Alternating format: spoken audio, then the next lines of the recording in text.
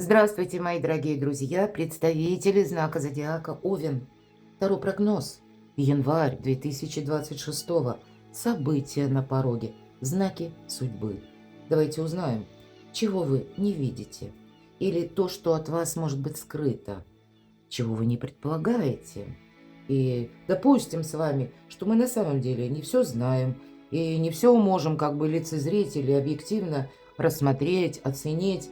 Но те процессы, которые, возможно, были запущены ранее, или они уже начали складываться в какой-то предыдущий период, потому что мы с вами входим в 2026 год в ретро-уране, и, скорее всего, это будет связано с какой-то историей прошлого, но в данном случае нам Уран и отчасти Сатурн помогает навести порядок в нашей жизни, чтобы жизнь пошла с правильной ноги, обычно я говорю. А может быть, какие-то волнующие темы, истории, тоже разобраться, навести порядок. Вот давайте мы с вами узнаем. У нас сегодня две колоды. Цыганский оракул Сибила. И мы узнаем, достанем три карты, как три знака судьбы. И колода 78 дверей. Вот давайте первую карту мы достанем на оракуле, как знак судьбы. Чего вы не видите?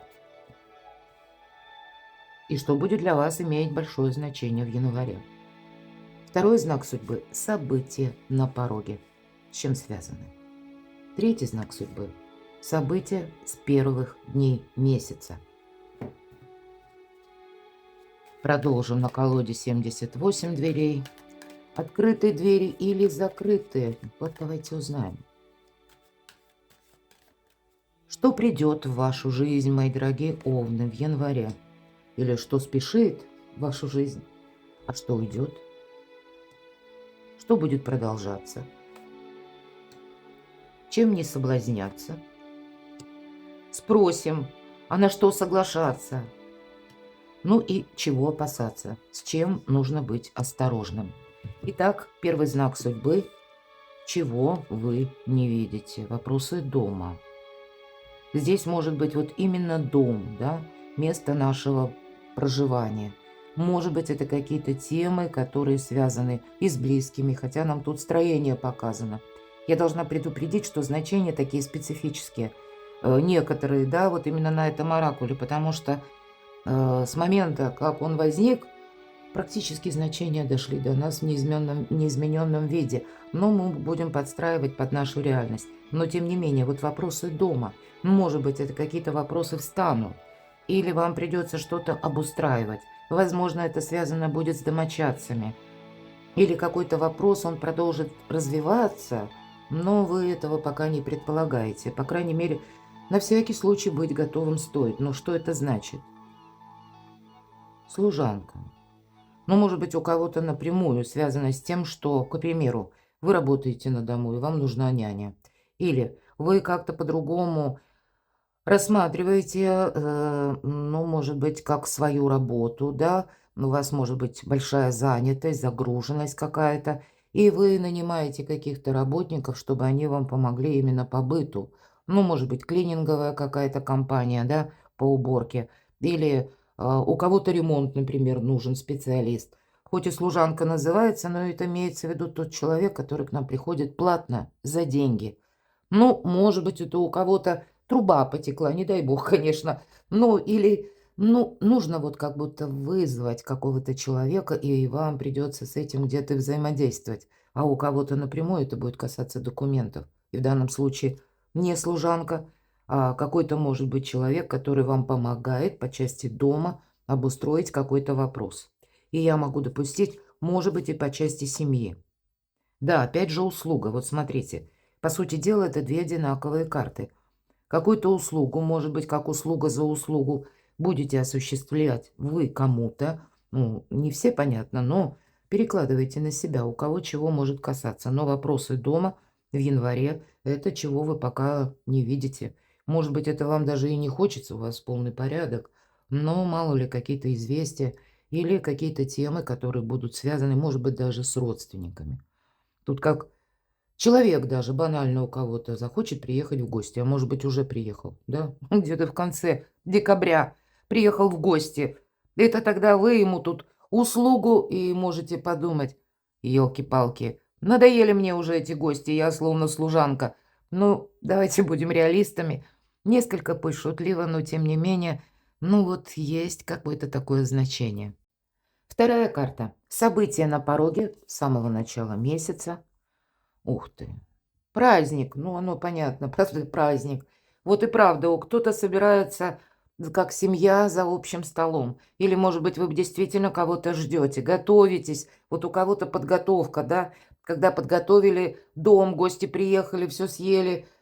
Ну и нужно теперь убирать, приводить все в порядок, да. Подготовка к празднику– это не уборка после праздника. Кто-то клининговую компанию, правда, закажет, чтобы после праздника, ну, это так, как-то возобновить нормальное течение жизни. Может быть, у самого не будет времени.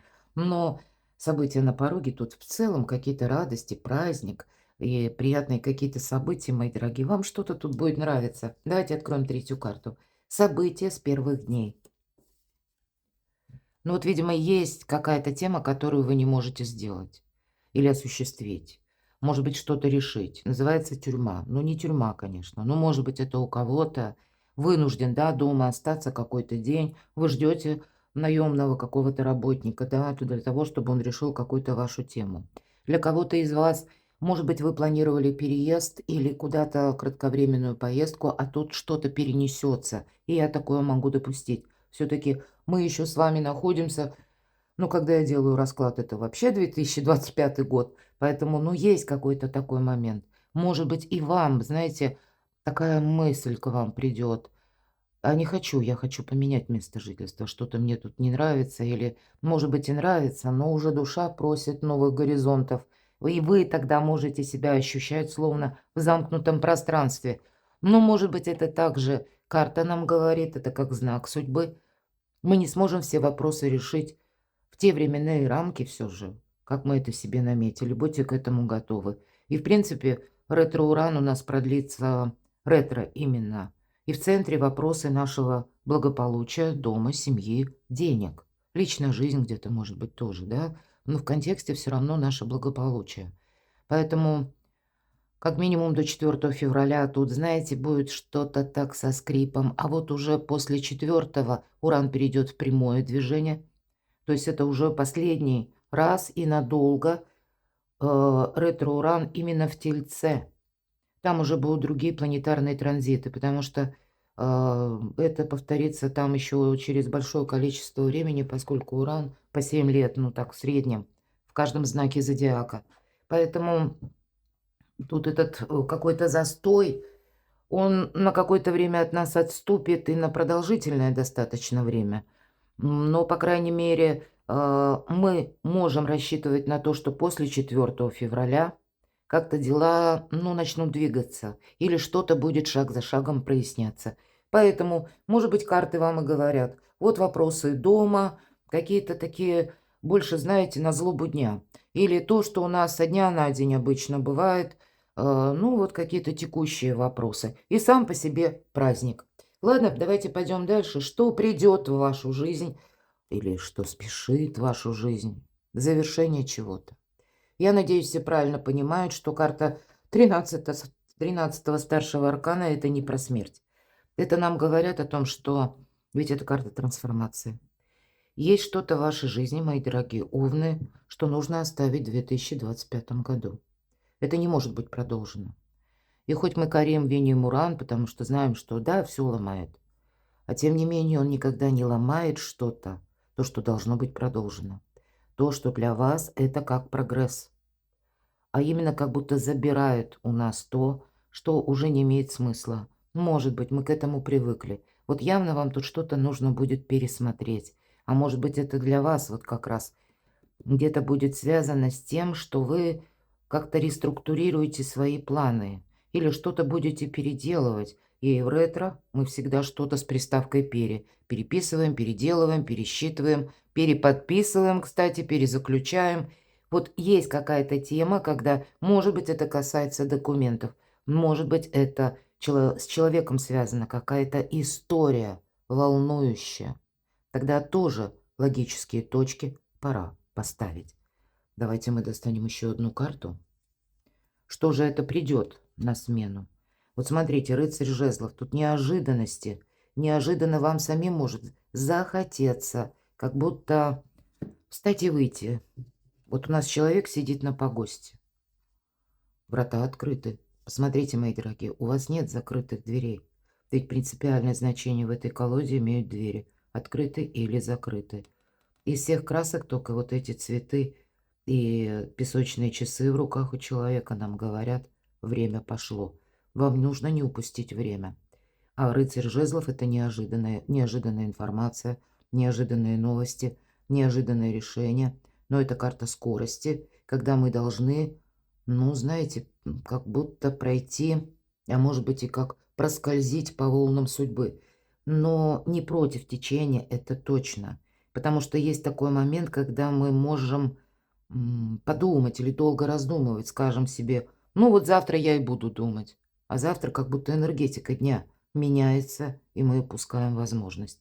Вот вам придется что-то решать, какое-то событие о завершении, тем не менее, приходит на ваш порог. Или вы сами это инициируете, потому что хочется где-то драйва, я это не исключаю, но вы можете получить какую-то новость.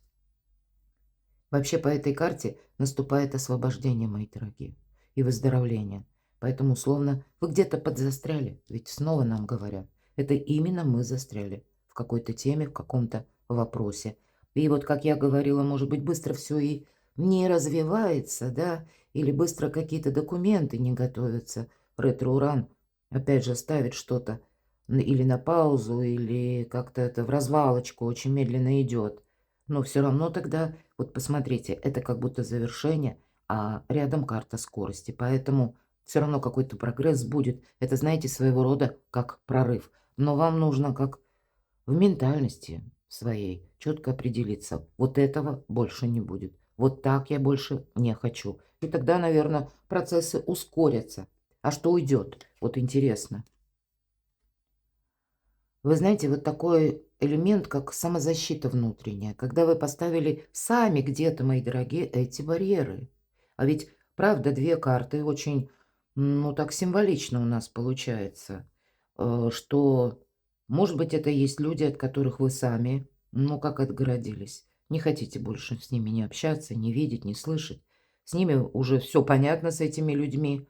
Но наступает тот момент, когда возможно, придется с некоторыми персонами, даже, кстати, я такое допускаю с учетом всех карт. Может быть, это какие-то контакты с тем человеком, мои дорогие овны, кого вы на самом деле не видеть, не слышать не хотите. Но для надобности дела, тем не менее, вам придется быть дипломатом, чтобы что-то красиво закончить. Может быть, да? Но вы тогда можете себя похвалить, потому что у вас получится, как и проявив дипломатию, договориться со сложными людьми, так и выйти, завершить какую-то паузу. Я тут вижу, что тут, правда, какая-то пауза, ну, может быть, даже каким-то альтернативным путем. Все-таки альтернативный путь или неожиданности по рыцарю жезлов проходит. Я допускаю, что это какой-то человек вам тоже может появиться. Мы спросили, что спешит, а тут кто-то может спешить в вашу жизнь. И это тоже я допускаю, потому что рыцари, ну, иногда, как, знаете, ну, вот, наверное, как вот это тут у нас услуга, ну, вот человек, который нам приносит либо конверт, либо делает какую-то услугу, и, может быть, с ним приходят какие-то новости, ну, или каким-то другим путем. И мы понимаем, что уйдет. Вот какие-то застенки, какое-то ограничение у вас уходит. А что будет продолжаться? У кого-то работа. Или те вопросы, которые вы себе поставили по части финансового благополучия. Работай, у тебя все получится. Вот я могу сказать, потому что восьмерка пентаклей — одна из лучших карт в колоде на деньги, на работу. Поэтому работа, деньги, там вот все стабильно. Там, по крайней мере, в январе ничего не меняется. Вы все держите под контролем. Единственный момент для тех, кто ищет работу, ну, тут точно надо тогда рассматривать альтернативный вариант. Потому что вот у кого уже все налажено, да, на каких-то рельсах, будем говорить, стоит, вот оно так и будет скользить. Где-то в том же доходе, где-то, может быть, в том же графике, ну, плюс, минус. Но вы все держите под контролем. Но для тех, кто хочет получить работу, тут есть возможность, безусловно. Но с учетом остальных карт, может быть, этот ваша профессия, ваша специальность, но несколько другой какой-то ракурс возьмите, или другие организации, или это, но иногда привожу пример. Допустим, вы бухгалтер, и раньше вы были бухгалтером, ну, может быть, сфера строительства, ну, а вы возьмите, рассмотрите, допустим, здравоохранение, просвещение, ну, вот так вот, да, куда вы можете применить именно свои знания. Но работу тоже можно найти. Работа, деньги тут у вас, мои дорогие, будет продолжено, и у вас все под контролем. Чем не соблазняться, вот очень интересно. Сидением дома, вот буквально. Хотя вы непоседы, мои дорогие овны, но может быть усталость, вот может быть. Или какое-то ограничение. Может быть, от праздников, да, мы после праздников можем подзастрять дома, чересчур расслабиться. Но карта четверка жезлов– это праздник после победы. Но не перегулять, что ли, так вот, как-то так. Очень добрая карта, это правда у вас сильная позиция. На что соглашаться? О, да вы маги, волшебники, мои дорогие. Маг великий практик. Единственное, знаете как? Не соглашаться, я скажу. Не соглашаться на какую-то эмоцию, а хладнокровно все оценивать. И даже если маг, он умеет со всеми договориться, вам, скорее всего, либо в том, либо в ином вопросе придется договариваться. Маг поставил перед собой цель и, что называется, не вижу препятствий. А если они возникают, он знает, что это может как-то обернуть, сгладить острые углы. На то он и маг. Он поворачивает так историю, что люди думают, сами приняли это решение. Понимаете, какая-то аналитика вам будет постоянно помогать. Но уметь, может быть, и выйти сухим из воды. И это не риск отнюдь, мои дорогие. А тут наоборот, для своей пользы или в пользу самосохранения.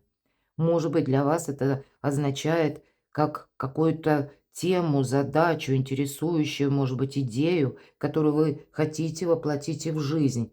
Ну, тут, наверное, тогда вот на что соглашаться. Вот на это все соглашаться. Тут у вас, как знаете, на что соглашаться. Это, безусловно, что-то новое, да? Может быть, маг нам поэтому и показан, поскольку у вас какой-то такой своеобразный переход происходит в январе или трансформация. Но те силы– это такие более вдумчивые, холодные, рассудительные. Вот со всем этим мы соглашаемся. Ну, а, видимо, эмоции, нужно смотреть на них как бы со стороны, чтобы вас не зацепило. Здесь ведь тоже нам могут говорить, кстати, чем не соблазняться. Праздник, да? И яркие эмоции, много вот вообще какого-то восторга. Ну, может быть, вот вам то, что вам не свойственно. Вот надо стать этим магом, и вам это будет помогать. Вот именно так, критическим мышлением, здравомыслием каким-то. Потому что, ну, например, вопросы работы дома, тут у вас все под контролем. Или вопросы денег, да? Тут у вас какое-то доброе очень время. Чего опасаться? С чем нужно быть осторожным? Вот, видимо, есть какие-то люди, которых вы видеть не хотите, это точно. Может быть, уже какой-то опыт. И всегда ведь любая тройка– это карта будущего. Но вот то, что она изображает, с нами происходит на данный момент.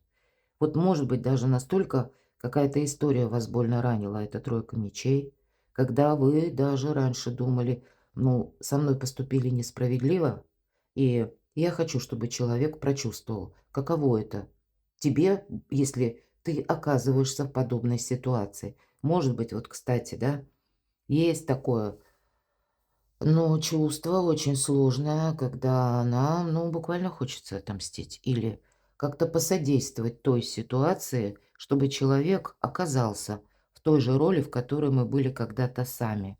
Но карта к нам говорит: это оставь, это выздоровление. Вот чего опасаться. То есть такие эмоции, я так думаю, у вас могут быть. И поэтому не случайно карта мага. Вот есть какой-то знаете, как пункт вас самих, который касается именно людей. Может быть, это какие-то обиды, но это в позиции, чего опасаться. Вам как будто нужно выздороветь. И ведь это тоже отчасти выздоровление, как и освобождение. И вот эта трансформация, которая по 13-му аркану, возможно, нам и говорят: оставь ты, может быть, некоторых персонажей, ты их не изменишь, иди дальше. Что ты сделаешь, если люди тебе завидуют? Ну, к примеру, они завидовать не перестанут. А что-то доказывать тоже бесполезно. Но вот есть определенный круг людей, от которых мы просто не ждем ничего хорошего. И мы с ними осторожными должны быть. И вот вам, я так думаю, мои дорогие, вы как будто знаете этих людей, уже какой-то опыт, потому что это всегда опыт. Но тройка мечей нам с учетом 13-го аркана помогает освободиться от вот этих тягостных эмоций, от разочарований. Словно сбросить пыль вот эту прошлого, да, или то, что нас какое-то время эмоционально цепляло. Ну и не повторить, может быть, какую-то ошибку, тоже карта может свидетельствовать, которая связана тоже где-то с прошлым. А у вас есть уже какой-то минусовый опыт, и он вам тогда будет помогать. Перекладывайте на себя, мои дорогие любимые овны. А я благодарю вас за то, что вы смотрите мои видео. Оставайтесь со мной, подписывайтесь на мой канал, читайте мои публикации. Все ссылки я оставлю в описании под видео. А я вас люблю, и вы будьте счастливы, будьте любимы всегда.